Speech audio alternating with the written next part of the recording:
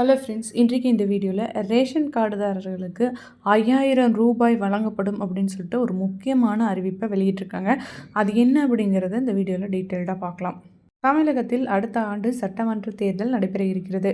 இதனை மையமாக கொண்டு ஆளும் திமுக அரசு மக்களை கவரும் வகையில் பல நலத்திட்டங்களை அறிவிக்க தயாராகி வருகிறது. கூட்டுறவு மற்றும் உணவுத்துறை உயர் அதிகாரி ஒருவர் இந்த திட்டத்தை பற்றி கூறுகையில், இந்த திட்டத்தை செயல்படுத்த மாநில அரசுக்கு கூடுதலாக 10,000 கோடி தேவைப்படும். இந்த நிதி தேவையை சமாளிப்பதற்காக நிதித்துறையை இப்போதே தயார் நிலையில் இருக்குமாறு அரசு அறிவுறுத்தியுள்ளது.